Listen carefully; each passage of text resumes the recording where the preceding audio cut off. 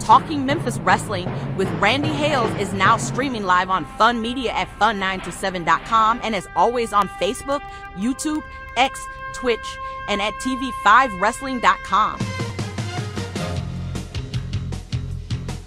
Talking Memphis Wrestling with Randy Hales and special guests.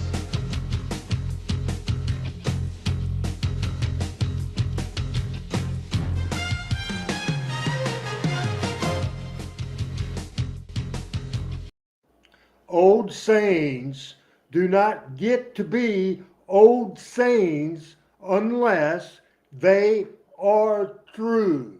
And the old saying I'm thinking about, man, when things go wrong, they go wrong. Best laid plans sometimes does not work out. Yellow again, everybody, live from my hometown, the place where I was birthed, Jonesboro, Arkansas, where the Randy Hales story began, and I'm fired up, I'm excited, I'm ready to rock and roll as we have Greg in the house and Thomas in the house. We got everybody in the house, and we're rocking and rolling all night long, having fun, absolutely. And now Andrew Calvin Jr. is sending me a text saying, am I going live? And I'm hoping that we're live, Adam. If you could check and see for sure. I think we are, because we have people listening to us. We have people conversating with us. Hey, I mentioned music earlier. I mentioned jamming. Somebody that been jamming, I understand. He was at the Spotlight Bar and Grill in New Orleans, Louisiana, a part of a blues jam. Ladies and gentlemen, our opening panel member, and right now, the only panel member we got. I'm so glad to see him, so glad to have him, so glad you guys are watching this here program today. I was a little rough, a little distracted starting this show today, but I can feel it. I see Rusty, I see everybody, and now it's not a laid back Randy Hales, it's a by God fired up Randy Hales, and now I want to talk to you about the Blues Jam in New Orleans at the Spotlight Bar and Grill. Where is that damn place, and what all did you do? What did you play, and what kind of alcohol, what kind of spirits was going on in New Orleans, Louisiana last night? Rusty, Dr. William Robinson. Hey, well, I can never live up to your enthusiasm, Randy, but I'll do my best. We did have a great time last night. The Spotlight Bar and Grill is in Metairie, Louisiana. Actually, it's a suburb of New Orleans. And I've it's been lots there. of fun.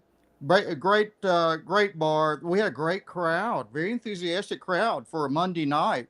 I was a little surprised, but we and had fun. It's the Tony Alessandro All Stars are the band.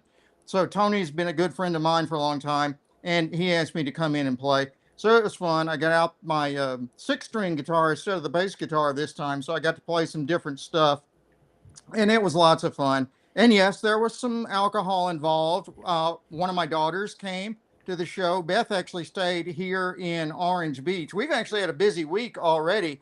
We were in New Orleans over the weekend, came back to Orange Beach yesterday because we had contractors here during the day today, or yesterday, working on the pool. And then I went back yesterday afternoon and did the show last night, and then came back to Orange Beach today. So I've only been back in Orange Beach for an hour or so.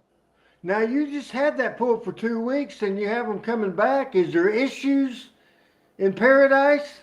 No, they're building the pool house now. So there's going to be a Oh, little like a building alongside it that has like a changing room, and a shower, and a bathroom, and a little storage area and stuff like that. So they're now the contractors are working on that now, but the pool is up and going. We've been in it a number of times. that's fantastic. My buddy who just got back from Florida, Gail Brooks, is in the house. My best friend, my brother from another mother. He is the greatest video guy, cameraman I've ever seen in my life. Saw his work. Randy Dandy, Randy West is in the house, and I'll be showing a picture of him in just a little bit. And if Adam Dunn can look down the list of those pictures and find it, with Jerry Lawler and Joe LeDuc from June of 1995. And go ahead, if you can find that sucker, Adam, and put that up on the screen right now. Man, Andrew Calvin Jr. and Frank and Michael and all kinds of people watching this show. And that's history right there. This was the biggest crowd in 10 years at the Louisville Gardens in Louisville, Kentucky. This was June of 1995. This was a night to remember. This was a fantastic night. This was Joe LeDuc wrestling for the first time in probably a decade against Jerry the King Lawler. And there you are. You see it. You see it in the background. You see my main man. You see the great cameraman. Folks, you've heard me talk about him. Now you see him, and he looks like he's thrilled to death because he looks thrilled to death. That's Randy West, Eddie Marlin's son-in-law, the husband of Diane Marlin West, the dad of Tammy, and a whole bunch of grandkids. And he's loving life. He's going out shopping and mowing and tinkering and doing all kinds of stuff. Randy Dandy, Randy West is in the house, as Eddie Cox says. Joe LeDuc and John Pierre were awesome tag team. And how about that great picture of Lawler and LeDuc from Louisville with my man Randy West? Oh man, what a cool picture! I love Joe LeDuc. Joe LeDuc was as big, at least as big in Memphis as he was in Louisville. I remember earlier than that, like I guess it was 77 or 8, I think it was, that Joe LeDuc first came to Memphis, and he came on and beat Lawler pretty handily on Saturday morning, on TV. And I remember Lawler coming out after that to talk to Lance, and saying something like, "Well, I don't know if I can beat Joe LeDuc." And that was the first time we'd ever heard Lawler, express any doubt that, Right. that he wasn't the greatest in the world. But then obviously he went on to dispense with Joe LeDuc eventually. And Of course, had a oh, fantastic it's great. feud. Fantastic feud. I want to call out to a couple of people. My friend Crazy Gail Brooks is in the house. From Thailand, PJ is in the house. We appreciate that. Richard Hood watches normally on Twitch, and he's watching from Twitch today. And for the first time ever, we have a young lady watching the show today. And this is somebody, Rusty. Her name is Natalie Turney. We taught Sunday school together at Christian Valley Christian Church, and great friends and pals. And I used to harass her and fuss at her and get on to her and plot and everything else to try to get her within the times, a part of the times, and be on Facebook. And I noticed the other day, I was looking at my friend requests, and there it was, Natalie Turney. There she was. Natalie, this is my show. This is a weekly show every Tuesday night, talking Memphis wrestling. We're live on the Randy Hales Facebook, the Power Pro Facebook, the Memphis Wrestling Hall of Fame Facebook, Randy Hales YouTube channel, Classic Memphis Wrestling YouTube channel, the Randy Hales channel on Twitch, and man, I'm blowing up so much stuff at RB Hales on Twitter. We're all over the place, and Natalie, is so great that you're watching this show as we talk a bunch of stuff, including professional wrestling. Michael Butler reminding us he's from Humboldt, Tennessee. He loves TV5 wrestling. I want to start with going outside of the professional wrestling world and going into the world of mainstream entertainment and certainly music and television. A couple of deaths in show business, and the first one is sad. Both of them sad. The first one I read about yesterday is 54 years old. He was a star, one of the stars of the Bill Cosby show, and he was out of the country with his family on the beach, and he ended up having a medical issue, and he kind of got stuck way away from shore. And Malcolm Jamal Warner, and he played Theo, and I believe we have that picture too, Adam. There is Theo on the Bill Cosby show. So certainly our thoughts and prayers for everybody involved in the Bill Cosby show and Malcolm Jamal Warner. I am coming up on in December on 64. He was just 54 years old, Malcolm Jamal Warner. The other person we want to talk about, a rock and roll icon, passed away today at 76, and we'll let our music expert, our medical expert, our Memphis wrestling expert, the great Dr. Rusty Robinson, he's going to tell you about Ozzy Osbourne and the terrible loss that we had, that it was announced just a few hours ago, Rusty. Yeah, I just heard this a couple hours ago myself. Very sad to lose Ozzy. You know, I was a big fan of Black Sabbath, as were many other people my age back in the early 70s when they first came out. They were as heavy as it came, basically, as dark and heavy. And it was almost, there was nothing else like them really before that. And we all thought they were, oh, geez, these guys must be serious about this black magic stuff. So we took it very seriously too. Later on, we realized they were more about having fun and playing the music and all that stuff. And I also enjoyed Ozzy in his later years when his outrageous behavior just became, kind of a joke. And he played up to it. He was in on the gag. So he really had a great time in his later years, and I think we all did too. So it's very sad. I said a prayer for his family and his friends today. R.I.P. Ozzy Osbourne. Absolutely, for sure. I want to reach out to a friend of mine, a great wrestling referee.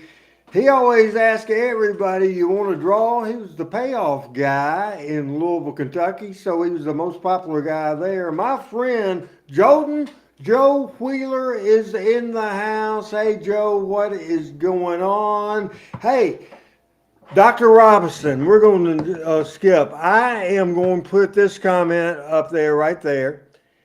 And this is what I was talking to you about on the phone. Help me with this, how to pronounce this. Ooh. Oh, man, your guess is as good as mine. Polkit Nagpal, I guess. As you know, I'm not even sure what language or what ethnicity that is.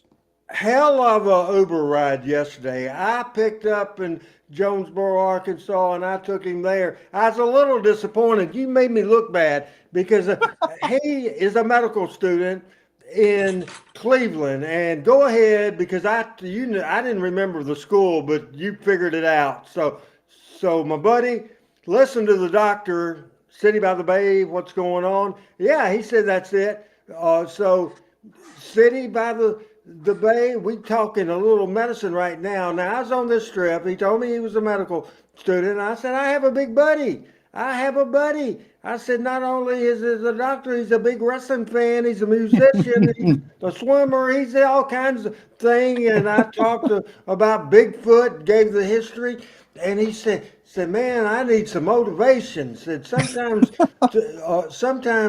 this can be hard. And he said I want to be a surgeon, but I don't know if I can be a surgeon. And I wish I could talk to a surgeon. I said I got one on speed dial.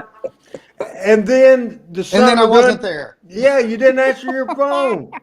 Any quick any quick little bit of advice? See, this is not about wrestling. We're trying to help people. We're trying to help a young man. I love him. He had to leave Jonesboro. He left his parents' house and his sister's house to go back because his girlfriend's in Cleveland or lives in Cleveland, so he's going back there. But she's not going to be back from some kind of thing to the end of August, so he could have stayed here. But anyway, it was one of the best Uber trips that I've ever had in my life. And we listened to 30 minutes of my show last week and about 30 minutes of your show. And he really loved your podcast. So if you look at your new subscribers, Rusty, I think he's probably one of them. So words of advice, words to follow up on this, because obviously it's you and me and the panel. I don't know what the hell.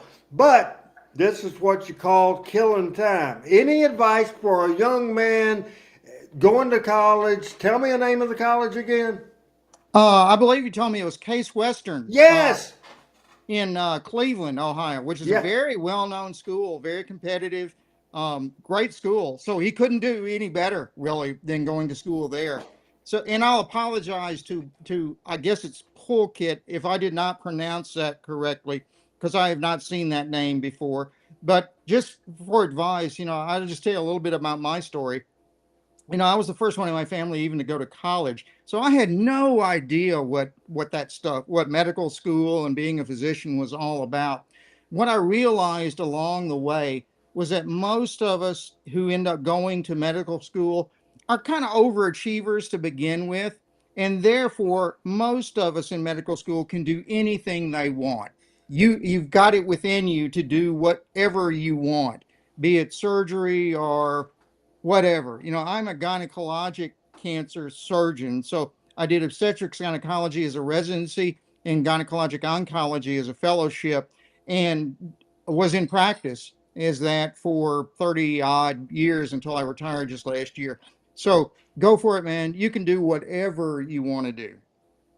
Man, I love that. Don't you love the story? I don't, Rusty, I can tell there's Uber riders, some of them just sit there, not much of a personality. This kid was all on it. We laughed and talked the whole way, and I have no trouble talking, Rusty, and neither did him. It was really good. Richard Hood obviously always gets us off subject, but we'll go ahead, and this is the passion of yours. Let's put Richard's comment up there, Adam, because he says, Rusty, how tall was the Bigfoot in the Roger Patterson video?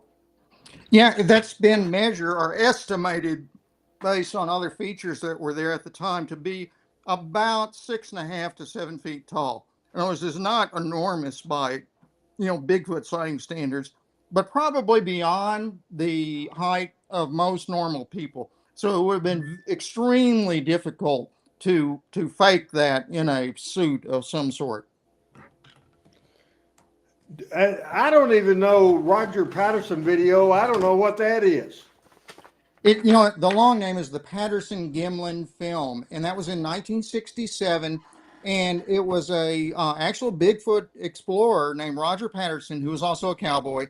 He and his buddy Bob Gimlin, who was also a cowboy, went out in the woods in Northern California around Bluff Creek, which is in far Northern California, almost up to the Oregon border, and were looking around and suddenly just stumbled on this creature. In the film, you can see where Roger's horse is bucking and it almost throws him off. until he and finally stabilizes his camera to get a picture of the creature kind of walking across the creek bed for about 45 seconds or so. And there's one famous shot where the creature turns around and looks directly at the camera. So we have a face shot, presumably of a Bigfoot. That's it.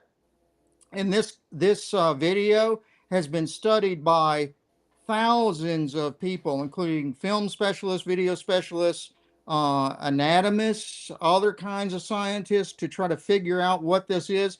No one has been able to disprove it to date. You know, you can't really prove something like that from a video, but no one's been able to say this was a fake, this was a costume, this was some kind of manipulation of the film. None of those things. So I still think this film is our best evidence for the existence of a creature called Bigfoot in North America.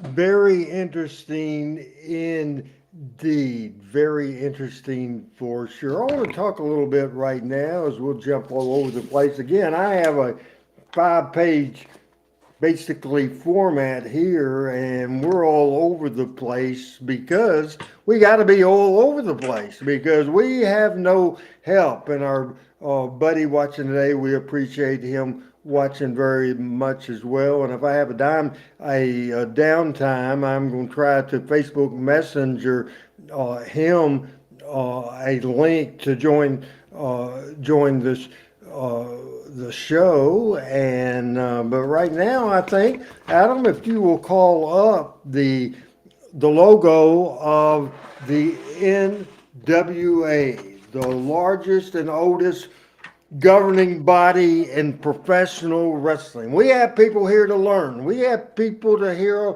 about and talk about the great Memphis wrestling, but we go way back.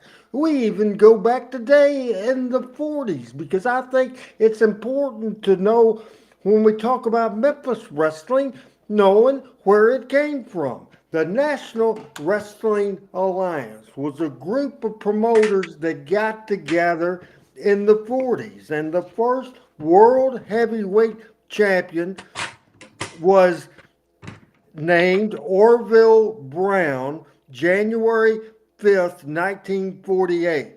The second world champion was awarded after Orville Brown was hurt and could not in a automobile accident, and he couldn't defend, so they named Lou Thez as the champion. The third champion in 1956 was Whipper Billy Robinson. Lou Thez won the belt back. Then Edward Carpentier. Then again Lou Thez. Then Dick Hutton. Then starting late 59 or January of 59, Pat O'Connor. Then Nature Boy Buddy Rogers. Then, and I didn't know this, for a day, Bruno Sammartino held the NWA World Championship. I had never heard that. And then for a couple of weeks, Bobo Brazil held the title. Then Nature Boy Buddy Rogers. Lou Thez won the title back January the 24th, 1963. He lost the title for the final time January the 7th, 1966.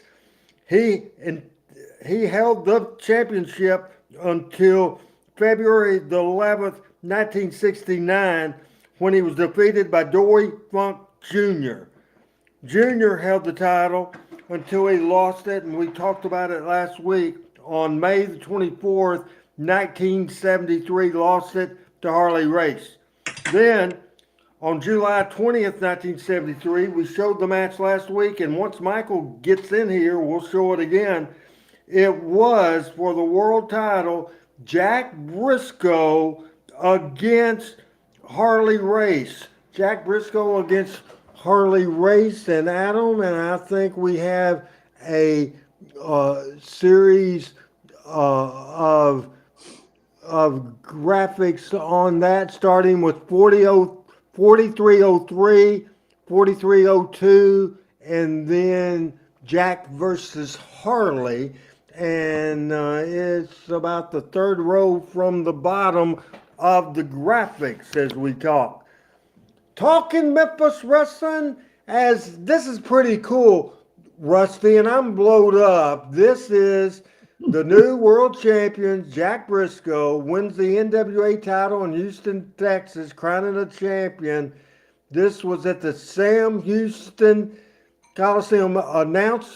Ring announcer Boyd Pierce, world champion Jack Briscoe, referee Bronco Lubick, and NWA President Sam Munsnick. So that's a lot of stuff to unpack, and the man to unpack it for you is Dr. William, aka Rusty Robinson. Oh, isn't that a great picture there? You know, I remember Jack Briscoe was actually an amateur wrestler, great amateur wrestler, NCAA wrestler, I believe from Oklahoma State. And I believe he was a NCAA champion at, I think he was light heavyweight. So he's like at 195 pounds or something like that. Then he bulked up some to become a heavyweight when he turned pro. But he was a tremendous amateur wrestler and athlete. And you're right, he won the title that time in 73, and I want to say he held it for about 2 years or so.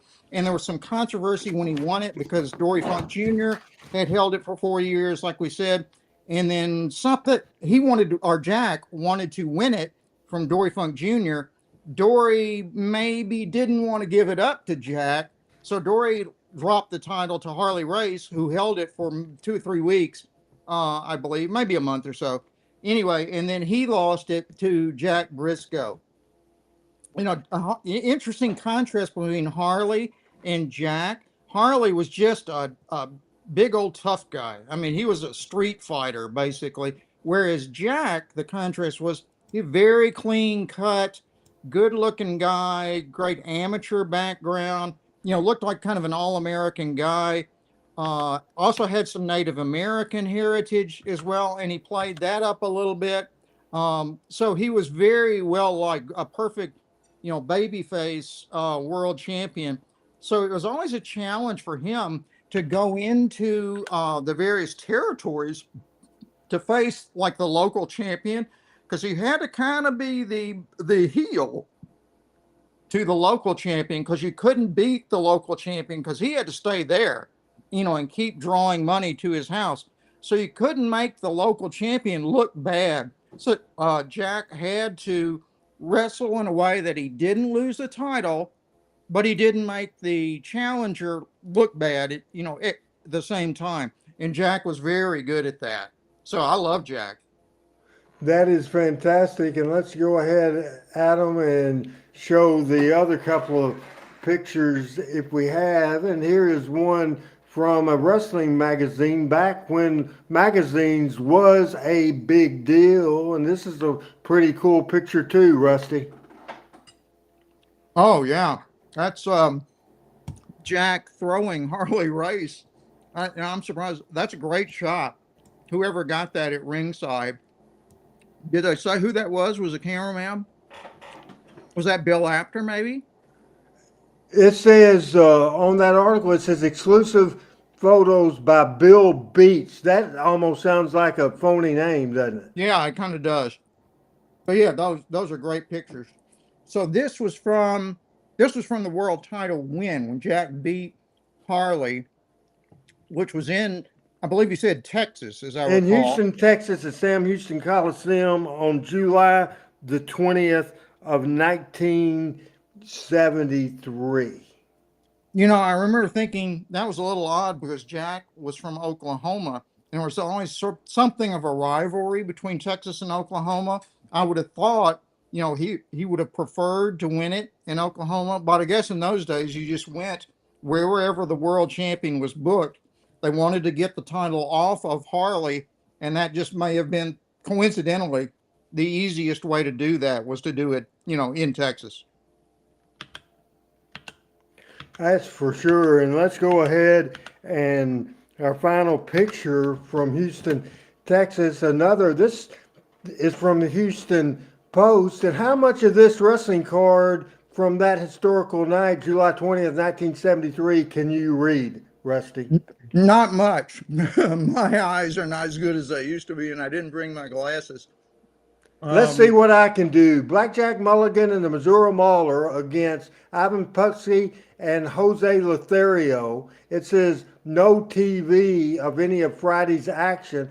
Also, it says the promoter, Paul Mr. TV Bosch versus Playboy Gary Hart. And the final match, year's most sensational title match, Harley Race, the man who beat Dory Funk Jr., meets the nation's top challenger, Jack Briscoe. Tickets, it looks like, in 1973 in advance was $2, $350, $450, and $550, and at the door it was $250, $4, $5, and $6. And it's kind of interesting. We always have cards of the week to look at this, though. I thought it was Very interesting, interesting. Randy. Paul Bosch was actually wrestling that night, it looks like. Yes. Yeah, and Paul was the promoter in the Houston area for a while. I guess it's kind of like Jerry Jarrett was a wrestler before he was a promoter. But Paul Bosch was an interesting guy.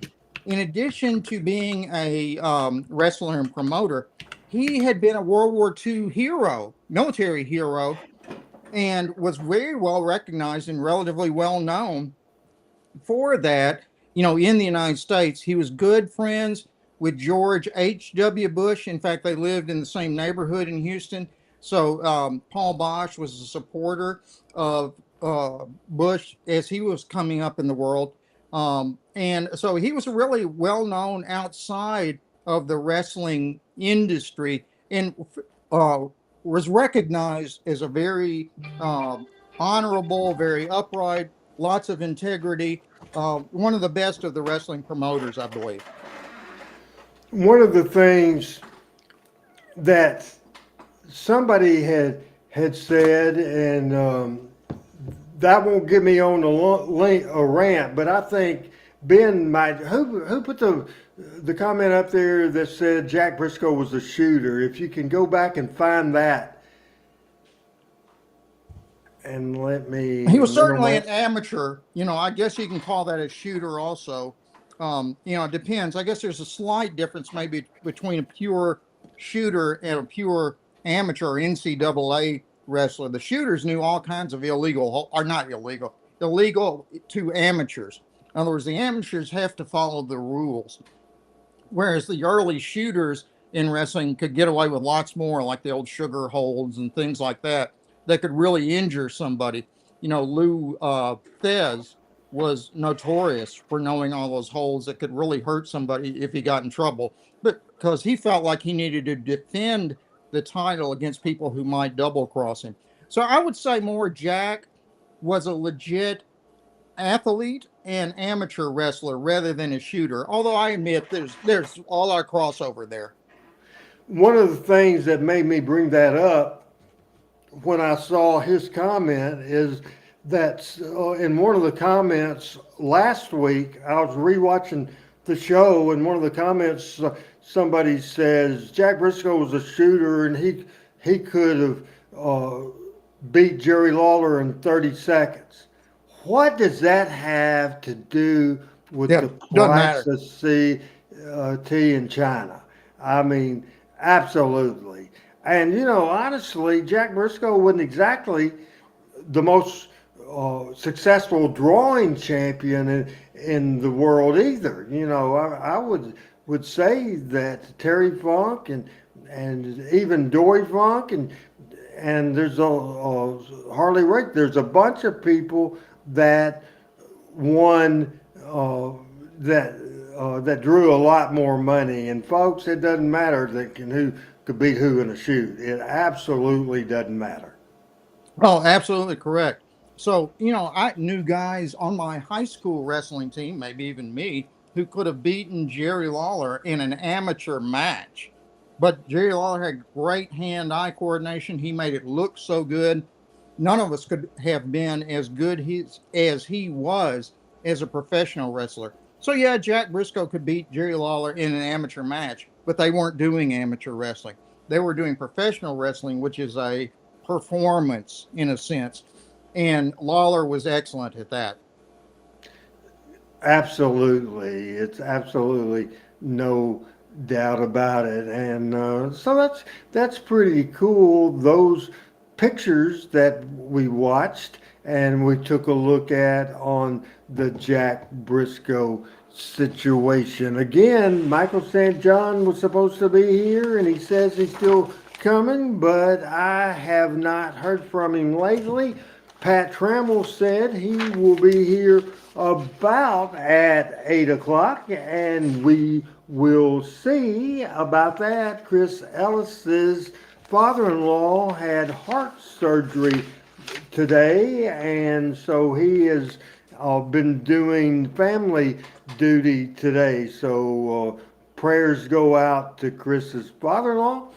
I'm Randy Hales along with Dr. Rusty Robinson. We're ready to go for sure, and we will start by checking out what's going on the Blues Doctors podcast that will drop at midnight tonight, Rusty. That's the idea. I posted it this afternoon. So I've been doing a series in the podcast on the U.S. healthcare system and some of the issues concerning that from both a physician's point of view and an administrator's point of view. So we're continuing that this week. We have some stories also about New Orleans, some of the funny or quirky things about New Orleans. And we have some great music this week. I caught a band, a few weeks, maybe a month or two ago, in a local club in New Orleans that had some great blues, particularly blues harmonica. So if you're a fan of that, I've got a great segment on that as well. So I'll push that. That comes out, as Randy said, tonight at midnight. I have lost my notes. I am kind of frustrated right now. And Hey, I'll ask you a question while we're going, Randy. So, this past weekend, there was a ton of wrestling on. They had the Saturday night's main event, and AEW had their all-in event in Texas, and I forget what else, but there were several things. Did you get to catch any of that? I watched the entire on NBC Saturday night main event with Goldberg and Gunther. I did watch that. That's what I was going to ask. Yeah. So what did you think about that, about the Goldberg match? I thought it was mistimed. I thought the match was better than it had any right to be because Goldberg would normally have 3-minute matches and they went 16 minutes.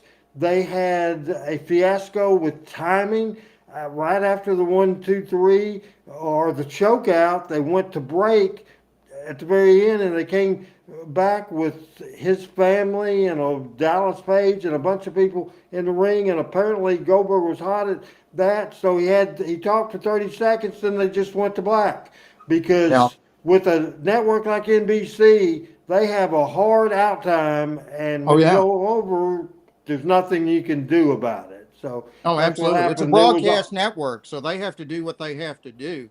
So somehow the WWE management or the producer or directors somehow messed up there, because I know they had planned, I would assume they had planned that Bill would get a significant amount of time for his speech, or else they wouldn't have brought all those people out there. So I did hear he was a little upset about that. And the other speculation that I heard is maybe as a result of this will not be Goldberg's last match, that maybe he might look around at another promotion to give him a little more dignified push for his last match. I was surprised as you were that he did so well. He looked pretty good in that match. Going 16 minutes. I didn't know, or I didn't think he could go that long, but he did, and he looked pretty good. So he's got it in him. I mean, he's up for another match or series of matches. So I wouldn't be at all surprised if somebody else, maybe like AEW, picked him up. And, I would think Tony Khan would be just grasping at that. He'd love to get Bill Goldberg and do a series of matches as a finale to Bill's career. So I was a little surprised at how that went in a variety of ways. Also, why did they wait to start Bill's segment so late? You know, on the old Saturday night's main events, the way they used to do it is they would put the main event actually like second. So it would come. You know, remember the Saturday night's main event was on in Central Time from 10:30 till midnight. So they'd have an opening match that was hot, and then they would put the main event right after that. So it would come on around 11 o'clock. And I'm surprised they didn't do that with this one. In other words, put the Goldberg and Gunther match on earlier in the broadcast so they could make sure they got it all in. But, you know, that obviously that's not my call, and times are different. Things are different today. Management at WWE is different today. So, you know, they do what they want to do. We question them in retrospect, but I assume they have their reasons. I think they wanted it to be in the prime time. It was in prime True. time. I think that was the reasoning for that, and the reasoning for it back in the day was to get them because it's late and a lot of kids watching and get the most important stuff out of the way. Right. Ben says something that one of his favorite shows was the women's show, the WWE Evolution, and he says he loved the Rhea Ripley Io Sky match, and I've read great stuff about that. That it's just absolutely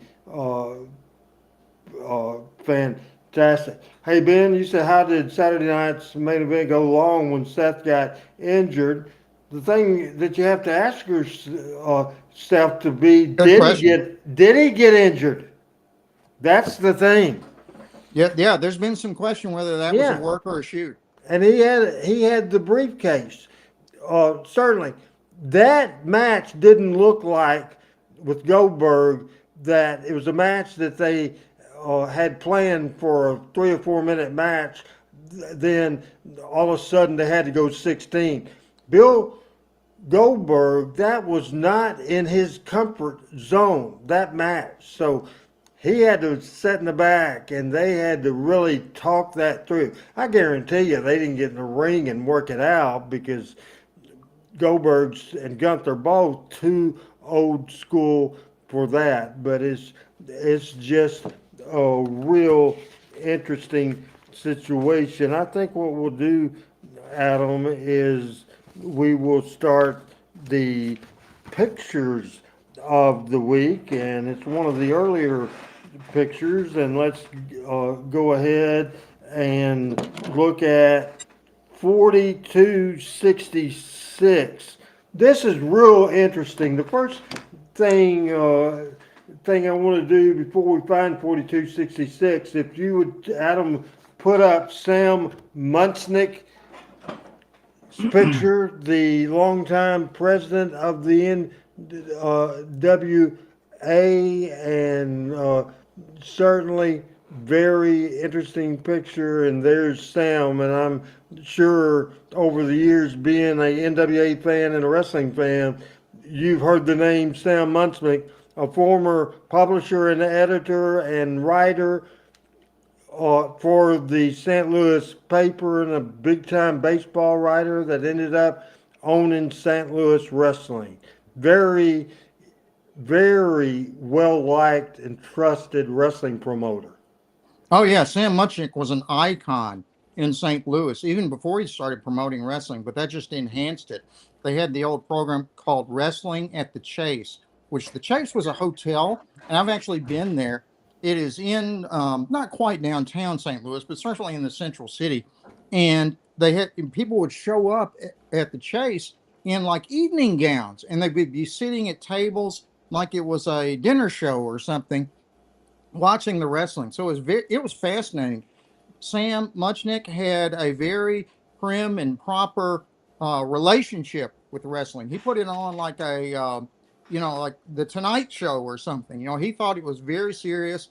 Everybody respected Sam, and he actually kept the schedule. Speaking of the NWA champion, Sam was the booker, in a sense, for the NWA champion for many years. So he was, he would, or other promoters would call him, local promoters would call Sam up and would say something like, can I get the NWA champion for a week in next December or something like that? And Sam would say, okay, we've got December 7th through the 10th open. Is that what you want? Yeah, I'll take him for that. So then the champion would go to that territory for 3, 4 days, whatever it was. And it really didn't matter if there was a change, if there was a title change and you got a different guy as the champion. They just wanted the NWA champion at the various sites. So that was kind of how Memphis got the champions there several times, like Jack Briscoe. Like before that, I remember Dory Funk came to Memphis, and I forget now who Dory wrestled. It was in the early 70s, obviously, while he was champion. And I think that was the first world championship match that I can recall was when Dory Funk Jr. was the champion. He wrestled Bearcat Brown, Rusty. That's right. That's right. And then shortly after that was when Lawler kind of came to prominence. So by the time Jack Briscoe was the champion and came to town, then Lawler was basically the top guy. So he had to wrestle Lawler, even though Lawler was the heel in Memphis. He was hated heel at the time in Memphis, but he was the hometown guy. So everybody kind of cheered for him, even though Jack Briscoe was nominally the babyface. He was the out of town champion, and everybody was hoping for Jerry to knock him off. So it was great fun. It was a great angle, worked very well. I don't know what the exact attendance was, but I know it was sold out at the Coliseum that night. With Dory Funk Jr.? With Jack Briscoe. Oh, Jack, wasn't it Jack Briscoe and Jerry Lawler? That was in 1973, and it did 10,000. We talked about it last week. Oh, that's right. Yeah, 10,000. Raised the prices a little bit for that. That's what it was. So the attendance was maybe a little bit down, but the actual cash that they earned, the payoff, was bigger because they had raised the prices. It was record houses. I love history, and this is what we're going to do now. This is a rare find indeed, and this is from the letterhead of Nick Goulas, wrestling promoter, at the Tulane Hotel in Nashville, Tennessee. It was July the 14th, 1955. It's dressed to Mr. Sam Munchnick from the Claridge Hotel at 1800 Locust Street, Suite 23032 in St. Louis, Missouri. It says, "Dear friend Sam," again, this is unbelievable wrestling history, folks. This goes back from a July 14th, 1955 letter. And this is just tremendous. "Dear friend Sam, enclosed is a check for $100 for the 5% booking fee, along with a report for the Birmingham House Monday night, July the 11th, 1955. He says, "I paid Luthez $216.50 plus $37 plane fare, and I'm sending you a check for $100 for the booking fee in Birmingham. We had a very good house considering the hard rain we had. I still hope that you can work out a date for Thez in Mobile on a Tuesday and in Chattanooga on a Thursday in the near future. Please see if you can do this for us. Hoping you are enjoying the finest of health. I remain as ever, yours in sport, Nick Goulas." July 14th, 1955. And Adam, if you will take that graphic off, and the very next one we'll use in a few minutes is the one right next to it, and we'll go into order after that. Here's a question for you, Randy, about that in our chat, if anybody knows this. So was Nick Goulas an original member dating back from 1948 of the NWA, or did he start later? I'm not sure of that. Not too long after the formation. I mean, Okay. maybe not the group of four, I think, but pretty quick in there. And Adam is pointing out this was almost 70 years ago. And Amazing. it's just interesting. I know I read it, but could you see it? You see Could that you? the letter? Yes. Yeah. It's Oh yeah, just that was great. Oh, it's love just that. interesting. And Adam, let's just go ahead and And put that's how that. they did that in those days. Not only did the local guys, local promoters have to pay the champion, they had to pay Sam Muchnick a fee for booking the champion on top of whatever the champion was getting, which I always thought was interesting. Right, I did too. And Adam has done some research, and he says Goulas Welch Wrestling Enterprises promotion based in Dyersburg in Nashville, Tennessee. In 1949, the group joined the National Wrestling Alliance. So 1948 is when the NWA was formed, and that's basically a couple of things. They were afraid of antitrust lawsuits, and they were also worried about opposition, and they were trying to protect themselves as well there. And just let's go ahead and put that letter back up there and let let Rusty comment on that again, if we could. Oh, that was so cool, to see that, something Nick running. It's like Nick is speaking personally to Sam Muchnick in that letter. You got to love it. And now that I think about it, I would bet that the reason our Nick, and I assume Roy Welch was with him, joined in 49 was that was the time that Memphis 49 was the time Memphis got broadcast TV. And I would bet some of the other cities like Birmingham and Nashville and others didn't get broadcast TV until 49 as well. So if you didn't have TV, you were in an entirely different boat than the people who did have broadcast TV.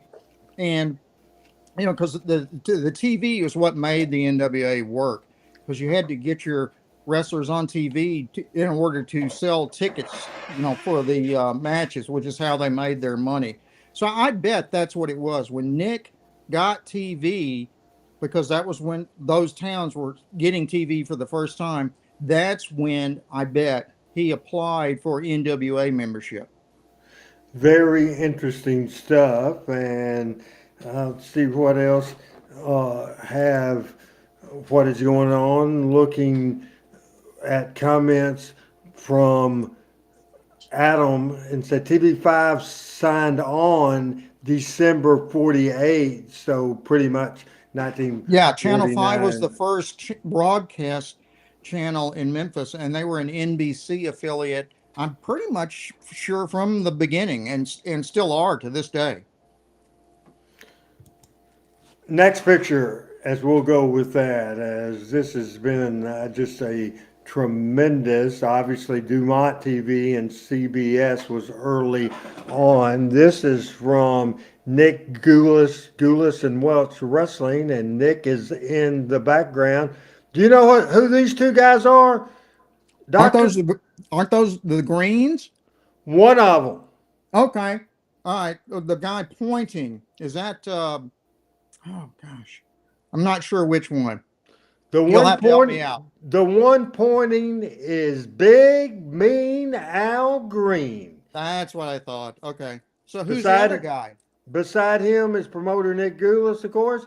And the next one, you will feel just terrible. You didn't know this. You will feel horrible. In the chat. Yeah, I just saw it. Somebody in the chat mentioned that's Phil Hickerson. No, and I didn't recognize him, and I'm a little ashamed I didn't. What a tag team. After Don Green was doing his thing, and Al certainly still a top heel right off that run with Jackie Fargo. So Phil Hickerson was the young, big bump taker, but Al Green and Phil Hickerson was a fantastic, absolutely fantastic tag team. Do you remember that? And BC Collins, we should feel bad, certainly, even though I knew who that was. But BC's in North Carolina, and he knew who that was. Yeah. So what year was that, Adam or Randy, that photo was taken? I would say 74. Oh wow. Okay. So it's later than I thought. Okay. So was that for Memphis TV or was that No, or maybe it that wasn't for TV really specifically at all. no, that was from a TV show, and I would guess that's Nashville, and I would guess that was Channel 2, and Thomas Lehman was saying a nickname that Tojo used to call Al Green. He used to call him, do you remember that? And I'm having blurry problems, and that's why I keep trying to fix my camera here. But do you remember when Tojo used to call Al Green Sherman Tank? I remember hearing that. Yeah. And he was a big dude, he was a big tough guy. So, I could agree with that. I'm Randy Hales. This is Talking Memphis Wrestling on the 22nd day of July. Talking Wrestling coming up a little later on. Hoping to wait for Michael before we go ahead and play it, but we're going to have to do what we got to do in this situation. But we will show the very first AWA World Championship match ever in Memphis, and this was in 1978. It was Nick Bockwinkel and Jerry Lawler, who probably over the years wrestled 100 times, all of those for the world title. And we will see that match here today on Talking Memphis Wrestling. Appreciate everybody watching, and we got a ton of people watching this program today. So the picture beside Al Green and Phil Hickerson and Nick Goulas, go ahead and put that picture up. And this is a classic picture. Oh yeah. Not that old. And can you identify and kind of talk a minute, because I'm Okay, coughing so and I got to go get me some tea. Okay. okay, yeah. So um obviously that's Jim Cornette to the far right, and in the middle is Sherry Martell. To her left is, it looks like, Percy Pringle, and behind them is Bobby the Brain Heenan. And I don't know where that picture would have been taken, maybe at a convention or something like that, because as you said, it looks like it was not that long ago. It was before Bobby had that surgery that was so disfiguring for his cancer, and obviously when Sherry was still alive. So it must have been maybe in the 90s or something like that, I would guess, is when that was made. Maybe Adam will know, about that. But these guys were all great. I loved Sherry Martell. She came to Memphis among her one of her first wrestling gigs.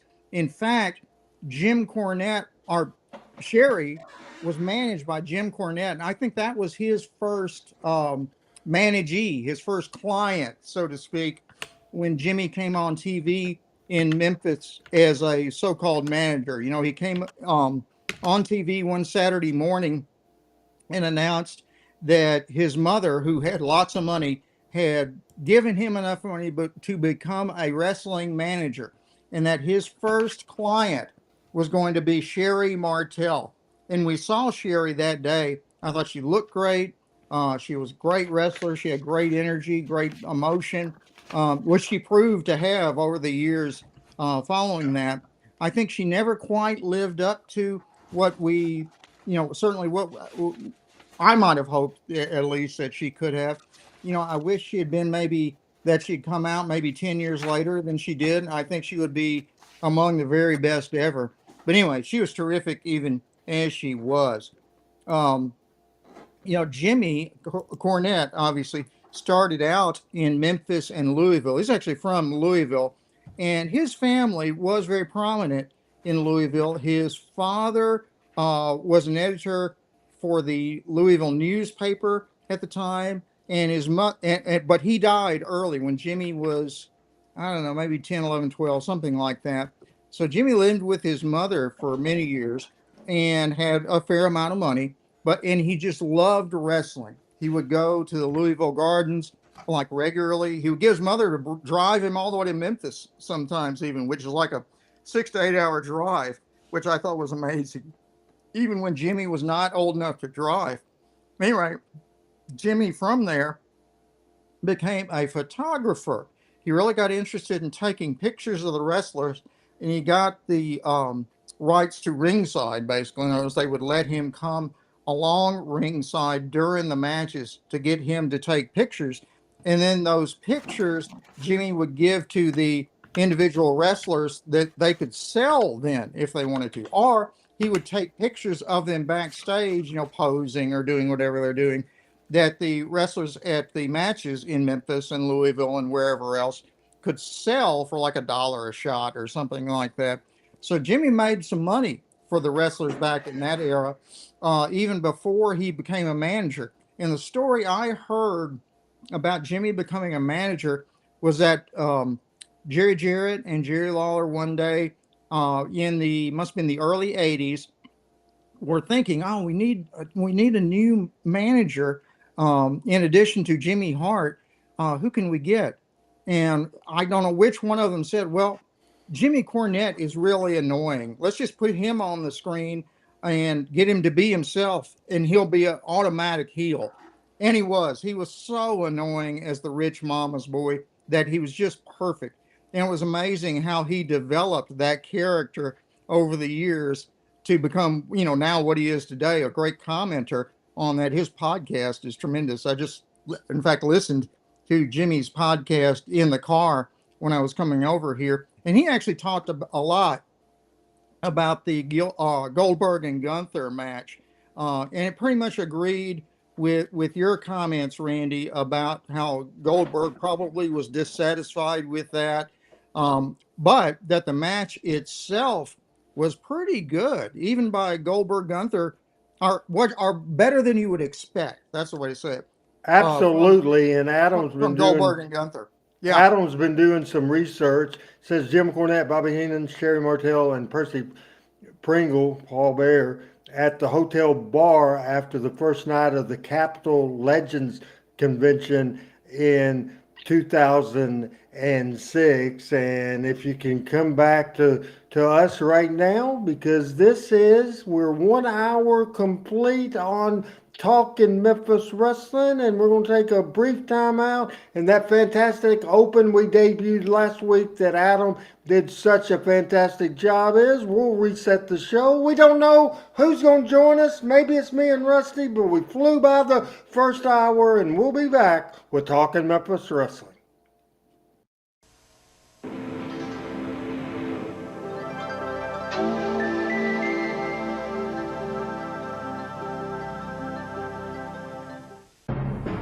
Talking Memphis Wrestling with Randy Hales is now streaming live on Fun Media at fun927.com and is always on Facebook, YouTube, X, Twitch, and at tv5wrestling.com.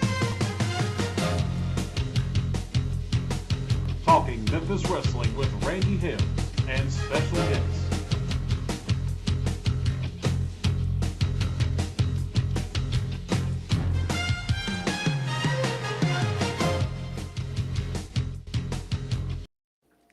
Hello again, everybody. It's Randy Hales and Dr. A.K.A. William, a.k.a. Rusty. Mr. Robinson is in the house tonight on the 22nd day of July. And man, when we went on the air, Rusty, the feel-like temperature, the heat index here in Jonesboro, Arkansas, was 103 degrees. It's been a scorcher, and I am trying to click on and see if I can see what the weather is now. It's 92 degrees now at 8 o'clock or 8:03. It's 95 degrees feels like. It is 92 degree tomorrow. It's supposed to be up to 96. Ugh. Supposed to be 100 degrees on Wednesday, 97 on Thursday, 95 on Friday, 95 on Saturday and Sunday as well. And that is our current weather going on. So give a weather report in Orange Beach, Alabama, Dr. Oh, Robinson. oh boy, it has just been miserably hot here today. Like I said, I got in the car about 1 o'clock this afternoon in New Orleans. It was miserable there. It continued to be miserable the whole time. And when I got here in Orange Beach about 4:30 or so, it was 96 degrees outside. Um, at that point in Orange Beach. I haven't looked lately, but I would bet it's still in the 90s, just like you said outside. It is just miserably hot, miserably humid, and it doesn't look like it's going to change anytime soon. There's no low pressure systems in the Gulf that could become a hurricane, so we're not going to get that much rain. It doesn't look like in the next few days to cool it off a little bit. So we're just going to have to, you know, uh, suck it up and deal with it. It's going to be miserable for a while. The next picture we had already showed everybody earlier, but want to do it again. This is a great picture from Louisville, Kentucky in June of 1995. This was at the Louisville, Kentucky Night to Remember. Jerry the King Lawler, Joe LeDuc making his return after a decade in professional wrestling.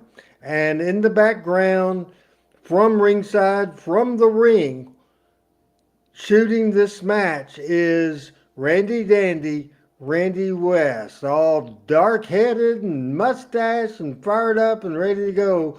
Randy Yeah, Dandy, I almost Randy thought West. that was you, Randy. Randy Hales, that is. I almost thought that was you behind that camera. So, of course, I've never seen. I don't think I've ever seen Randy West in person, so I wouldn't recognize him. So, but I first thought that was you. Ben has some information, the weather where he is at in Portland, Maine. It would Oh, probably geez. me and you would probably have to put our jacket on. It's Oh, 67 degrees. no kidding. 67. Well, I am envious, but you're right. I probably have a jacket or a sweater or something on for it at that top. I've been in Portland, Maine before, which is really nice. I remember when we went to Portland, there's a great Bigfoot museum in Portland, Maine. It's the International Cryptozoology Museum, and it's run by a guy named Lauren Coleman, who is one of the best recognized cryptozoology people in the world. And I went to it in Portland. And then I remember we drove inland from there and saw a number of moose, in the area, which was terrific. So Maine's a cool place. I really enjoyed Maine. I wish it was that temperature here right now, but I guess there's no chance of that. No chance of that at all. And I almost said until I saw Adam Dunn's in the private chat say something, I was about to say, hey, I've never ran a video camera in my life. But then he reminds me way back in the day during the Renegade Rampage deal, we did a press conference and Randy was there shooting and we had a two camera shoot. And thinking, I was thinking Deborah Jarrett had run a camera there as well, or maybe we did a three camera shoot. I don't know, but that's certainly a interesting situation. We are changing gears right now, and Adam says it might have been a three camera shoot. Once again, we are switching gears.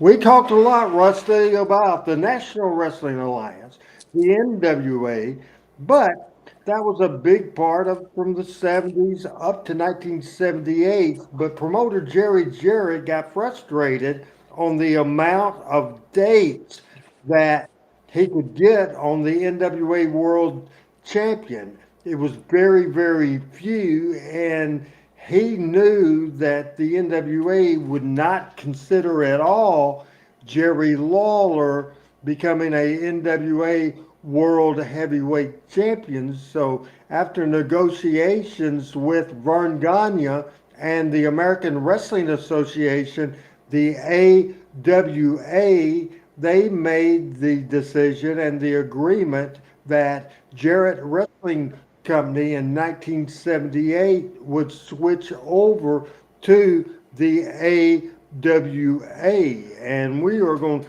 take a look at this card, and certainly pretty big size ad with Lawler, Vern Gagne, Bill Dundee, Nick Bockwinkel, Joe LeDuc, and the handsome Jimmy Valiant on the ad. With this, This must have been the newspaper ad, I believe. yeah, from the Memphis Commercial Appeal and the Memphis Yeah. Press Scimitar, Yeah. always they use the same design, same ad in both newspapers, but it was on different days and different times of the week. And we'll take a look at this card. This is the first showing of the AWA in Memphis at the Mid-South Coliseum. It drew 11,000 people, and the opening match was Porkchop Cash, Steve Kyle, and Bearcat Brown versus Hans Schroeder, Don Bass, and the Bounty Hunter. Then we had a women's tag team match that came up next, a match that certainly I would have uh, liked to see, and it would have been a huge, huge match. Bill Superstar Dundee, Tommy Gilbert, and Dick the Bruiser against uh, Joe LeDuc and the Valiant Brothers. One of the rare times Johnny Valiant came rolling into Memphis. Handsome Jimmy and Johnny Valiant and Joe LeDuc against Tommy Gilbert, Bill Superstar Dundee, and Dick the Bruiser. Then came in this great, great, great night of wrestling for a return match, the NWA World Junior Heavyweight title on the line with Nelson Royal defending against Jackie Welch, followed by Eddie Sullivan against Vern Gagne, the longtime owner and world champion Vern Gagne. The next match was for the AWA World Tag Team Championship. Greg Gagne and Jim Brunzell, the champions, against Cowboy Frankie Lane and Mike Boyette. The final match of the night, the main event, the first appearance ever of the AWA World Heavyweight Champion, Nick Bockwinkel, and the only time ever Bobby the Brain ever came to Memphis for the AWA and managed Nick Bockwinkel was on this match against Jerry the King Lawler. Just a tremendous, tremendous, exciting card. What do you think there, Rusty? Oh yeah, I had all kinds of thoughts about this card. First, in the chat, Thomas mentioned they had tons of respect for Harley Race, but I used to think that Bockwinkel was a better overall talent. So in that sense, it was probably positive. And I'll agree with that. In fact, I'll expand on that a little bit. I remember in '78, I believe this was when they switched from the NWA to the AWA, and Jerry Jarrett came on TV on a Saturday morning to announce that. And I remember myself and a lot of my buddies were like a little disappointed that we're leaving the NWA. That's like the big league, but we're going to this thing called the AWA, which we didn't even really know about that much. Of course, once you saw Nick Bockwinkel and saw how smooth he was and what a great talker he was, it made up for it. Nick was as good as any NWA champion you were ever going to see, and he was a good opponent for Lawler. They worked together, extremely well. I know a couple other interesting things I saw on there. So Vern Gagne himself came to Memphis at that time, and Vern was the promoter and head guy at the AWA, which is based out of Minnesota. And Vern was also a great amateur athlete He had been a wrestler. He had been a football player. I believe he had gone to the Olympics in 48, maybe. I'm not sure about that, but he was very recognized, particularly in Minnesota, as a great amateur athlete. So Vern was, he was an icon in a sense in Minnesota. And we really didn't know much about Vern in Memphis at the time. So that was kind of interesting. Another thing I noticed was despite the fact that they were working supposedly with the AWA, so then they had the NWA junior heavyweight title match with Nelson Royal, who had been the junior heavyweight champion on and off for a while, as I recall, versus Jackie Welch. Now, I believe, and Randy, you can straighten me out if I'm wrong, Jackie Welch was the youngest of the Welch brothers, because I would have thought they were probably too old by that time. Most of the Welch brothers were older by that time and probably wouldn't have been actively wrestling. So I'm pretty sure Jackie was the youngest, but again, I'm not absolutely sure. And I think certainly, I think he was one of the younger ones involved in that. And what we're going to do there right now, Rusty, is that we're going to our videos and go back to 1978. And this is Nick Bockwinkel's debut match at the Mid-South Coliseum in Memphis, Tennessee, as we watch now. Makes it more dangerous, that type match. We've been joined. And off and running, a World Championship match. You are looking at Nick Bockwinkel, the World Heavyweight Champion, January 1975. He won this World Heavyweight Championship in St. Paul, Minnesota, from the legendary Vern Gagne. He has been most successful in his attempt. You're looking at the right, his manager, who was voted the last 4 years the manager of the year in the AWA, Pretty Boy Bobby Heenan. I think he'll be prominent from the way he's starting out. He's telling the referee that Lawler was pulling the hair.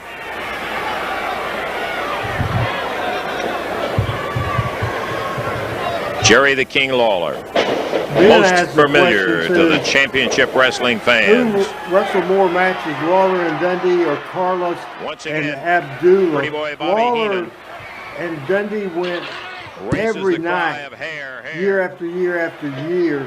So I think even though Carlos and Abdullah was impressive, I think that I would have to say Lawler and Dundee, but I don't have any facts to back that up. What would you think, Rusty?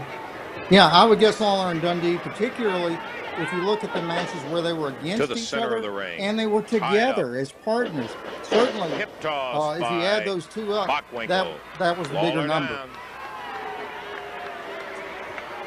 I'd be interesting, Rusty, to the first couple of minutes of this match, compare it if you can remember from the first couple of minutes of the NWA World Title match in '74 with Jack Briscoe and Lawler. What do you think about the opening match? To me, it's a typical World Championship match. Wrestling, and it's certainly not. It's Lawler doing a different style. Yep. Oh, absolutely. Lawler is clearly playing the Bockwinkel appeared to be saying junior role to Bockwinkel, as if Nick is, the senior guy who knows what he's doing, and the truly championship caliber, and Jerry's trying to prove himself. Oh, there's Bobby the Brain. What a great manager he was. And I guess I would say Bockwinkel in comparison to Jack Briscoe, he was smoother. I know he wasn't quite the amateur athlete. I think he was an amateur athlete. I don't think he was quite the caliber of amateur athlete that Jack Briscoe was, but he just somehow looked more at ease or smoother in the ring than Jack did. I think part of it was his Bockwinkel's self-confidence. He was so good talking on the mic that kind of just transferred over to his in-ring performance. So that's the biggest, I think, difference I would notice. Ben says, how about Sheik and Bobo? That was as the that referee was says. decades as well. Come on, So come on. I would Get in the say ring. pretty close there, and that's a good Bockwinkel point, Ben. with a There's word no to say doubt to the about it. referee. And our buddy David says in Omaha, Illustrating that Lawler pulled his AWA hair. and NWA were both kind of recognized as equal organizations. I think most people thought Vern was the best ever and that Harley could kick the crap out of Nick Bockwinkel. So that's... I think most people thought Harley could kick the crap out of anybody. And he could on the most part. Tied up. Top wrist lock from Bockwinkel on Lawler. And Lawler plants himself, takes him over and down. So now Lawler's starting to assert himself a little bit more. Bockwinkel Yes, wants sir. to fight him. He came You know, to the and right it's place. typical. Lawler would The start king will slow oblige him. with an opponent like this, you know, with a world champion, to make it look like he was a little out of his league, but then he would slowly start to get his feet back under him, so to Bear speak, into a head scissors and start, by you know, Lawler, getting back more to their offensive feet. moves. Lawler's right And on that's top exactly of what him. he's doing here. This great psychology of Nick Bockwinkel and Lawler. This is the first time they ever locked up together, Boy and Bobby that's what's Heenan, who just sat amazing as as the referee, well Jerry as Calhoun, again, was and it listening to him shows how holler, good "Here, Lawler here," is, and, because this the is not referee the knew he type didn't of go matches there. he was doing Said, every "Let me do night the refereeing," and And- Heenan Oh, yeah. said, at all. I mean, I'm it just was trying to help you, how ref. good both Lawler and Obliging, Bockwinkel were. gentlemen. They could work with anybody. Both of them Bockwinkel could work with steps anybody, around behind. but they particularly worked well together for whatever reason, which I think that's what made them so popular, or made their matches so popular, which is why it kept coming back so many times. Thomas says, so behind the scenes, Bockwinkel what was Jerry hanging Jarrett on giving Vern at the Gagne to 5-minute make mark this with agreement work? 55 to Was he wrestle. offering dates on Memphis style in order to make it worthwhile from Vern's standpoint? I think Jerry Jarrett is saying, hey, Nick, I can give your guys some more payoffs. I think it's as simple as that. And to the best of my knowledge, unlike what Nick was having to pay a book fee to A lot of movement. the NWA, I could be wrong on this, but Once I don't again, think Nick he was outside taking paying a booking fee ring. I don't know to what the premature AWA. I'm not hand sure, in the Rusty. air by Bobby Heenan. That's what I would guess too. But he held up You know, the way I Bockwinkel's understood hand it, as Bockwinkel now back on the ring frequently apron the comes inside. AWA worked a lighter schedule than most of the promotions did, most of the territory promotions did. Like I don't think they ran in the summertime pretty much at all. So if Bockwinkel and a few of those other guys could get some extra dates to earn a little money, Standing I'm sure side they headlock. were happy to do so.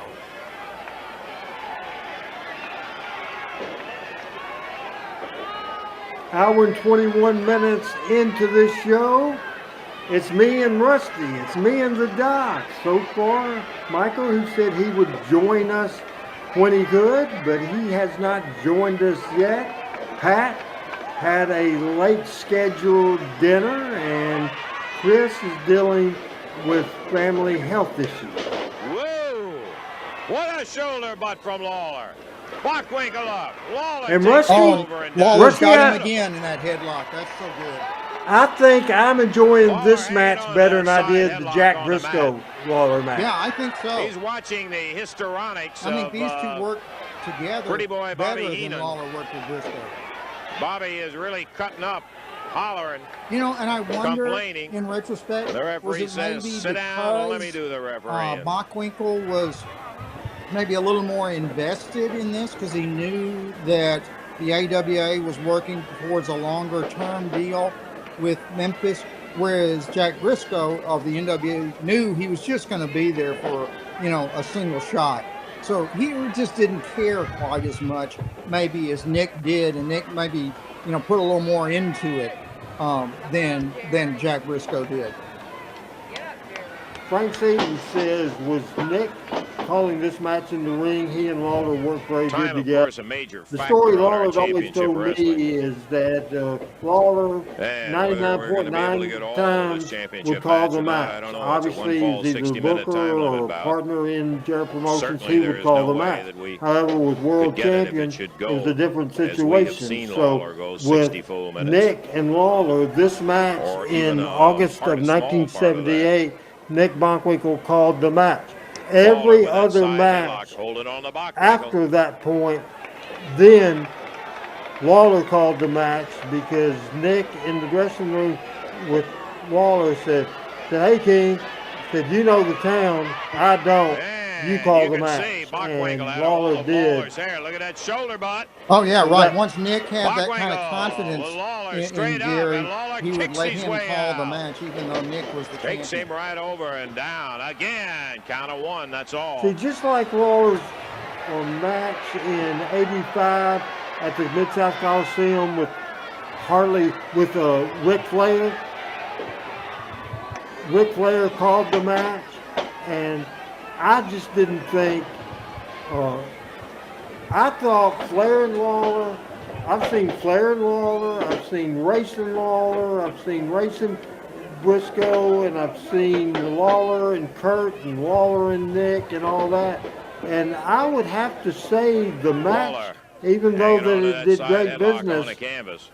the match that just didn't click on all cylinders was Flair and Lawler. Two of the greatest Yes. of all times. They just didn't click. We've heard some I of the didn't fans think. saying in No, I the agree with championship that. matches that In we've fact, had in here. '85, and you can correct me, or Adam, or A lot somebody of in the these chat can guys come correct in me. here and they underestimate Lawler. They Well, figure Flair he's came to just some town, came to Memphis, but he ended up regional wrestling Coco fluke. Ware instead of Lawler. But they find out and Flair always bitched this about guy that is from some then kind on. of I don't know tough if that's piece of '85, merchandise. but it was sometime Bockwinkel around there. shoves him in, And I catches also him coming remember off with a on singing a right Saturday hand. morning TV in Bockwinkel probably boots him '82 that hard. when Flair came to Lawler town. He down. went on TV on Saturday morning, and basically they did a whole angle in the hour Once of again, TV Lawler off where the ropes Lawler to the tune of a ended big up knee in the challenging Rick midsection. for the Bockwinkel World covers Championship, and they had the match No on TV. way. And at Lawler first it boots looked him like out. Lawler won, but then he couldn't drop, or they couldn't have a title match, so they ruled that Flair was still the champion. Flying But then he Flair. never came One. back, Nope. which I assume was because Lawler picks him Flair, up. for whatever Drives him into reason, the mat. didn't work as well with Bears Lawler, him over. and kind of didn't One. like it as much, Now the for right example, shoulder comes as out. No way to get a Bockwinkel pin did. on You that. can tell Nick Bockwinkel just was really getting into it. He was enjoying We're working past the with 11-minute Lawler, mark in whereas I action. suspect Ric Flair was At probably our time, maybe a little running tight on intimidated championship by wrestling. Lawler's skills.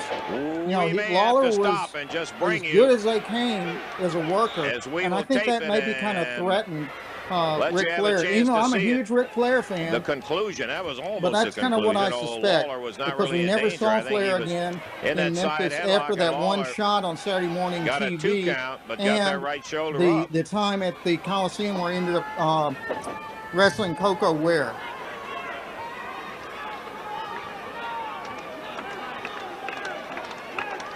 I'm Randy Hales.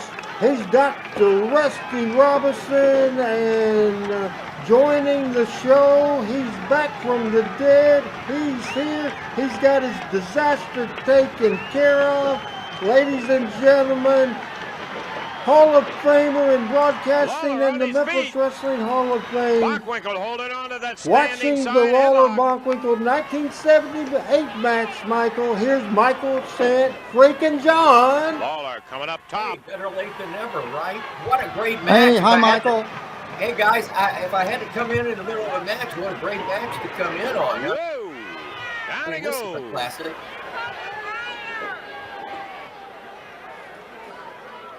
Ben is saying from Portland, Maine, on Conan's Bockwinkel podcast hanging today, on they were good. discussing the best punches in wrestling Hey, with the help history. of the hair, And he according to backed down Conan, Michael, nothing that surprises us said that Jerry Lawler is at the top of the list. And you mentioned last week that it's hard hard to say anybody's better than Jackie Fargo, but I would hate to. I would not say Jackie Fargo's punches was better than Lawler's, but I wouldn't say Lawler's punches were better than Fargo. Well, first of all, they sort of are one and the same because that's where Lawler learned to punch. I mean, Fargo taught him. So, you know, that's really, Randy, you're saying the absolute truth because that's exactly where Lawler got his punch. And I'm like you. I would hate to see a punch off between the two of them because, you know, even if we did some video comparisons, I think it would be very hard to determine who had the better punch. I was thinking outside the box as to anybody that I've seen that had an outstanding punch in the country in any other territory, and I can't come up with anybody. I can't either. You know, we didn't know how good we had it in Memphis at the time. We didn't realize Jerry Lawler was as good as he was, and that it was probably better than 95% of the guys in the other territories. Michael, this is from August the 21st, 1978. This is when Jerry Jarrett decided to leave the National Wrestling Alliance and go to the AWA. This was the debut event at the Mid-South Coliseum in Memphis, Tennessee for the AWA. This was August the 21st, 1978. Opened it up with a six-man tag, a big card. Let me give you some of the action. A six-man tag team match that had Superstar Bill Dundee, Tommy Gilbert, and Dick the Bruiser in action. A junior heavyweight title match, Nelson Royal and Jackie Welch. Vern Gagne himself against Eddie Sullivan. The AWA Tag Team Championship. Greg Gagne and Jim Brunzell, the High Flyers, against Cowboy Frankie Lane and Mike Boyette. And the final match, Jerry Lawler against Nick Bockwinkel, Michael. And this is the only time in the entire Bockwinkel-Lawler run that Bobby the Brain was at ringside. Did you notice that on the clip? I did, and I heard the backstory on that Heenan absolutely hated Memphis, but I think there was a rub between Heenan and Jerry Jarrett as well for some reason, and I think it went way back in time and was wrestling. Could be. I remember that Heenan did a few promos that came on Saturday morning TV, but I don't remember him ever being in person in the studio on TV on Saturday morning. Now, I did not like that finish. It's a world title match, and that's a cheap way to get out of it, for sure. All right, as we saw, the AWA title match. I don't think Mr. Michael has seen this. Michael, I want you to look at your damn monitor. I want you to pay attention. I want you to, Adam busted his ass, and he put you over in this damn thing more than he put me over, but you're the star of this show. Everybody knows it. All you have to do is listen to word count. Anyway, this is the new way to open this show. Watch and enjoy Michael St. John.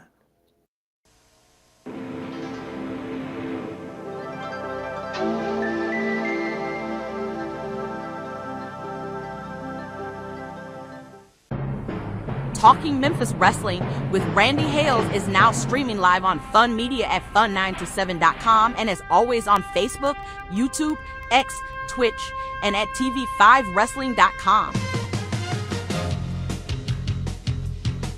Talking Memphis Wrestling with Randy Hales and special guests.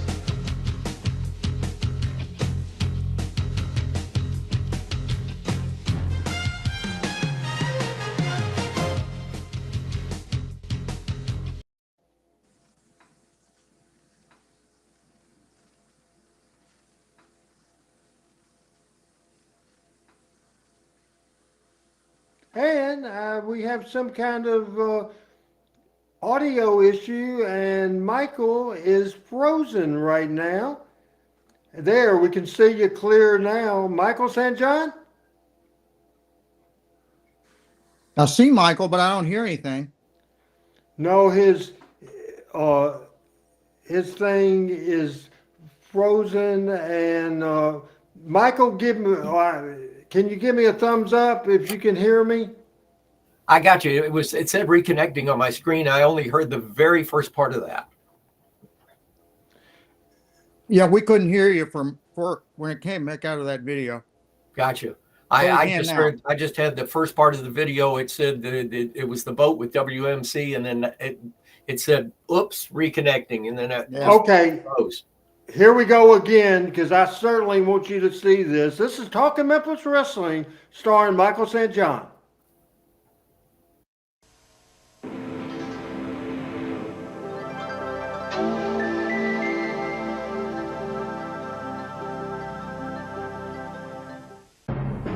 Talking Memphis Wrestling with Randy Hales is now streaming live on Fun Media at fun927.com and is always on Facebook, YouTube, X, Twitch, and at tv5wrestling.com.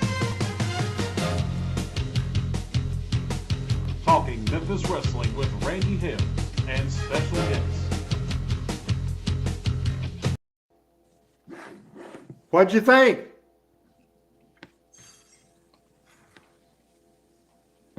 Rusty liked it, and apparently every time we do a video, we're having trouble, Michael. We cannot hear Michael St. John at all. Yeah, it looks like he's frozen. So, Adam, take Michael totally off and do a reset here. If you could take Michael St. John off, and then Rusty, we're going to just hope we can get this going, and we'll go right back to I'll comment on the chat in a minute. I guess it's Ben, when we were talking about punches and how good Lawler's punch was and Jackie Fargo's punch, and Lawler was a protege clearly of Jackie Fargo. He said, he always liked Bobby Eaton's punch, and that's true. And Bobby spent lots of time in Memphis in his very early years too, so he saw a lot of Lawler's punches. So I bet he picked up some from Lawler as well. Absolutely. And I think we have Michael St. John back in the house. And Ben says Michael Cole and Corey Raves mentioned Jackie Fargo on Raw last night. And let's bring Michael St. John back onto the program, Adam. And we'll try it again. And apparently we do not have video, and we will try it again. And obviously, Michael, there he is. I don't know what's going on out tonight. I have no idea what's going on. The last thing I saw was a scroll that said Michael Cole and Corey Graves mentioned Jackie Fargo on Raw last night, and that was the last thing I saw. Did you see the opening?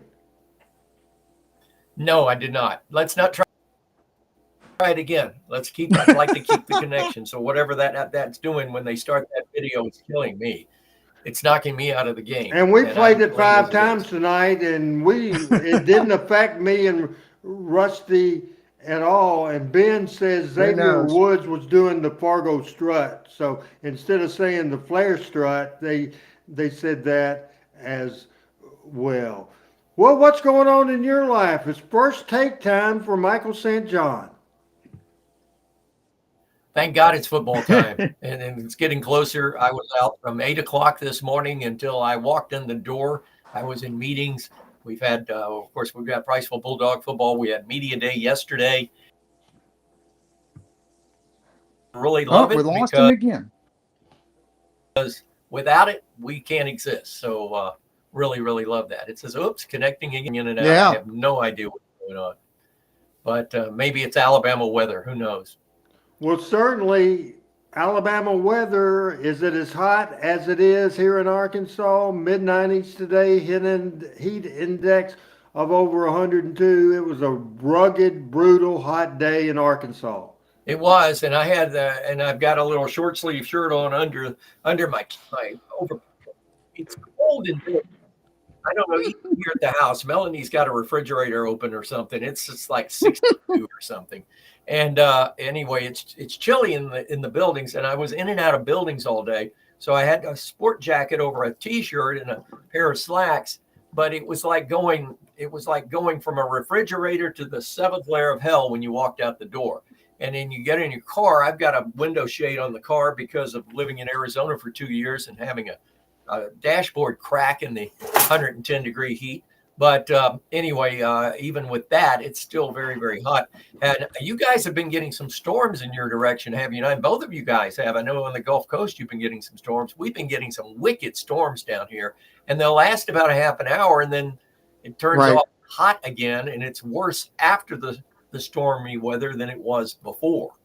So Adam was kicked off the air 2 weeks in a row, the last 2 weeks, because of weather issues, but 38 minutes. These are the dog days of summer. They start July 15th and they go to Michael John is frozen up, and we'll see if we get him back. Michael, you come and go. He is. That's what my wife says. That is something else. So everything good beside the heat, Michael?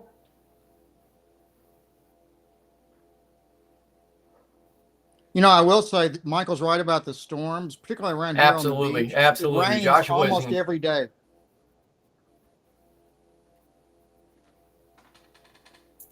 Yeah, the beach As gets once it that way. again, Hey, by the way, can we talk a little wrestling? Please do. That's what we've done for the last hour and 39 minutes.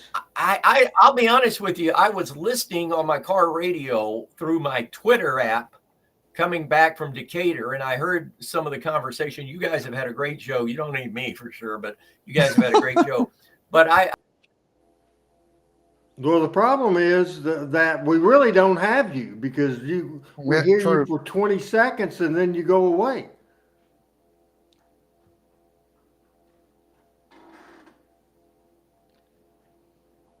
PJ in the chat says it's 80 here in Thailand, and we call that comfortable weather. Yeah, that's right. I thought Thailand was very warm. I think it's hotter in here, and I guess that's right. I was going to ask Adam if we could take Michael off and then put him back on. I have to get up at 3:30 in the morning for early morning Memphis airport ride, so we're going to get out of here early anyway, but we'll go back to Michael St. John and see if we have him now. Hey, I did a reconnect, and I know you guys did too, so hopefully we'll stay up. No, I was thinking, is it me or is the big boys right now kind of at a lull? I don't know. It's just weird. Some people are saying that All In Texas is the Michael, greatest thing since sliced bread that AEW did, and then I was talking to somebody. Yeah, Randy and I talked about this past weekend where they had AEW. Yeah. Some people are saying it's the greatest thing since sliced. We got a lag here going. Yeah. Sorry about that, guys. I'm going to just shut up. Just go on with the show. I'll just watch. Hey, I think what we're going to do is I got to get up early in the morning for an Uber trip, and we're not getting but about 2 or 3 words, and then we don't hear you anymore. My opinion is this past weekend, AEW had a $3 million house. The Saturday night main event was on NBC television, and so for both companies, I think especially AEW from their fan base, I think to their fan base, and it was $3 million in the house, they had a home run. Was it my type of wrestling? Absolutely not. Absolutely not. Even though I don't know exactly what was supposed to happen, the biggest talk, well, let's compare the show. The big talk coming out of AEW was the Texas Death Match with John Moxley and Adam Page. That was the talk. The big talk coming out of Saturday night's main event was Goldberg's interview went off the air 20 seconds in. So while the AEW audience was talking, we got a new champion. Boxer got beat. That was violent. That was this. Then in the WWE show, they screwed up. They effed up. Goldberg got cut off in 30 seconds. So I would say the winner of the weekend, Michael, was AEW. I know you've always been not an AEW fan. I think over the weekend, by far, they were the winner. They've got a loyal fan base at AEW. They drew like 30 some odd From thousand for that Texas everything match. I've heard. Well, from everything I've heard and from what you guys are saying now, most people will agree with you. That's for sure. I did talk to somebody that was down that was part of Conrad Thompson's entourage, and Conrad had a very, very successful event out of AEW, and he's got some big things planned. I haven't had the chance to talk to him after the Texas event, but everybody that I know that attended, or the people I talked to that attended that went to Conrad's event, absolutely thought it was fabulous. And he had Kerry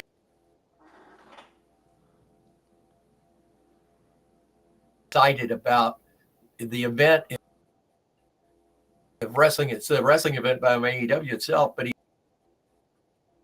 become the new thing at these major pay-per-views, or the events that surround it a few days before. They are really taking off like gangbusters. SummerSlam coming up in just a couple of weeks, and that will be big. Sirius XM Radio and the Pro Wrestling 24/7. Michael, since they launched 24/7, how much of that are you listening to? When I take my trips to our Tennessee station, it's funny you mentioned that, Randy. I've quit listening to Jimmy Cornette, and I'm listening to that. It's and no offense to Jimmy and he's the Bob Costas of professional wrestling, in my opinion, but a lot of his stuff is dropping now so much later. By the time it drops, it's old news. And the thing about this wrestling network, it's today. And I think they're doing a good job. Now they've got a couple of people, they got several people on that they got to be looking for talent, because these people ain't the talent that's going to make this thing work. Del Greco and his group are awesome. The wrestlers, most of the wrestlers that are on it are very good, but there's some of these guys, some of these Jim Bronies that are sitting in Mama's basement doing the audio on the channel need to go. They got to get some professional radio annunciators on the show. They got a girl on over this weekend. And I swear Melanie could have done a better job. And she's not a big wrestling fan. She's a wrestling fan, but not a big wrestling fan. This girl was freaking lost in the bushes. And I listened to her all the way into Huntsville for Mass when I went into church on Sunday, and listened to the show coming back here. It's about a 40. Where did they dig up? A lot of the fans. You talk about what is enhancement talent. I think is the new word for job guys. This was a job. Yeah. Well, I can tell you, LaGreca, Bully Ray, Mark Henry, Tommy Dreamer, the wrestlers, they all love Denise. Absolutely love her. You look at Twitter, the fan base hate her.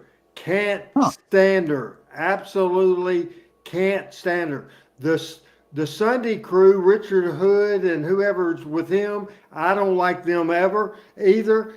Not Sam's Wrestling. He's a national broadcaster, and I think he's horrible. I'm not impressed with any show except for Busted Open, Michael. That's my opinion.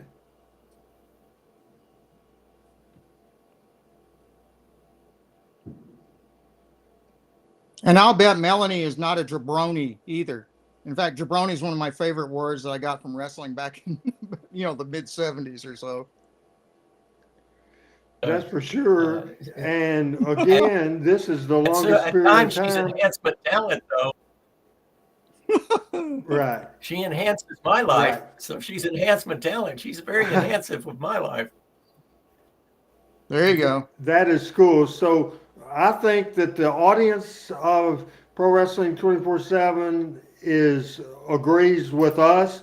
Not too impressed. I think honestly, I think they're trying. Michael, I think they're trying to be politically correct. I think a female voice, especially since women's wrestling is so popular, I think that's the sole reason, because I just don't see the talent. I just don't see the talent. That could be. I agree with you. And if you talk about women talent, and I think somebody I know she does a great job with her podcast, and I think she would be a great host 5 days a week on the network, is Jim Neidhart's daughter. She's Natalie. Natalie's Natalia. She's very smart. Natalia, yeah, she's very smart. She's opinionated, but not over the top opinionated. She knows when to compliment. She knows when to critique.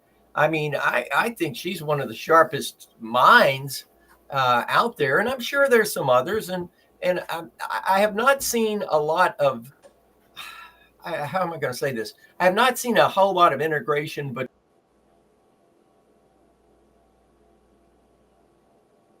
Randy Hales, Michael St. John, Dr. Robinson in the house. And Michael been doing the show with me for 4 or 5 years, and this is the worst connection that we've ever had. And right now, I think, Rusty, will go to you for your last take. We had our first take, we did the whole show, and now final take from Rusty Robinson. Yeah, well, my take from this show was I had not seen either the Jack Briscoe Lawler match or the Nick Bockwinkel Lawler match in years. But I just thought in the back of my head somehow the Briscoe Lawler match was better or bigger deal or something like that. But I realize now, just in terms of the match itself, Bockwinkel and Lawler did a much better job together than Briscoe and Lawler did. I did, for sure. Rusty, what do you have coming up on your podcast? So tonight on the podcast, we're continuing to do our series on the U.S. healthcare system. We're going to talk a little bit about how reimbursement works and how you get paid, how doctors get paid, and how the hospitals get paid, and why or what the role of the insurance companies is, and what are some alternatives potentially to our current system. Then in addition to that, I've got some music. I got a piece that I found and are recorded at a local bar in New Orleans a few weeks ago that's really cool. And if you're a fan of the blues harmonica, you'll love this piece, and that'll be on tonight at midnight. Be sure to watch the Blues Doctor podcast. Now we're going to go to Michael St. John, and we're going to cross our fingers, bringing Michael in, and Rusty just did his last take. We'll have Michael St. John do his first take, followed by his last take, and we'll get out of here a little early. Miss Pat and Chris today. Chris, prayers to you, your mother-in-law with the surgery today. Hope all went well. Here's the first and last take from Michael St. John. First take, everybody. Stay hydrated. Let's get out of this heat, and better days are ahead. Thank you. I'm sorry I was so late, but it was just one of those crazy days. My final take is, my connection again. There he goes. I like for the people that are on this panel and on this show, and I have for all of the wonderful people that are watching and saying wonderful things. And I'm hoping by adding the Fun Radio app websites and the links that they can connect immediately on will help the show. And I thank Adam, and I want to thank Chad Sanders, our IT guy, who put all that together. I hope it works well, and I hope we are able to take this thing to the next level. And Randy, and my final take is this. You know who I think would be an excellent commentator for the new wrestling network on channel 156 on XM radio is a guy named Randy Hales. Yeah, I don't think and they. I think they would do that. if they got any. Yeah, the people, programming people that are in charge. If the programming people know what wrestling is all about and what people want to talk about and hear, I think Randy Hales on a 3-hour show once a week at least, even on the weekend, would be a great addition. And I got news for you. You'd be battling in the ratings. You'd be battling the big boys because you got a lot of knowledge and a lot that you can disseminate. And you do a great job on this show. I'm just a minor player. He's the guy. I'm looking at him right now. He's the guy. And I think you folks that are watching this show maybe ought to get a hold of Sirius XM. I know I'll shoot them a call. In fact, the vice president of operation for all of their channels is a good friend of mine, Steve Kingston. We worked together for about 25 years. And I'll give Steve a call in the next few days and just say hi. And wow, I've got you, Steve. I agree with Michael. I've been stunned from the beginning that Randy Hales Randy, I think you'd be doesn't have a perfect bigger for presence. it. I'd love All right, That'll Michael. I appreciate it. Thank Adam Dunn for being with us the whole show. Rusty, we thank you. And like I said, Dunn, I hope we can figure out your internet issues. Maybe it's weather related. Maybe the damn thing just got too hot. I don't know, but it is a crazy thing. As Ben says, I tried to stream your podcast from 2020 on 3 different platforms, and it didn't work. And I never go back that forward, so I really don't have any thought for that. But I appreciate Ben you trying. For Rusty, Michael, Adam, and myself, Randy Hales, folks, thanks for watching, and good night from Talking Memphis Wrestling.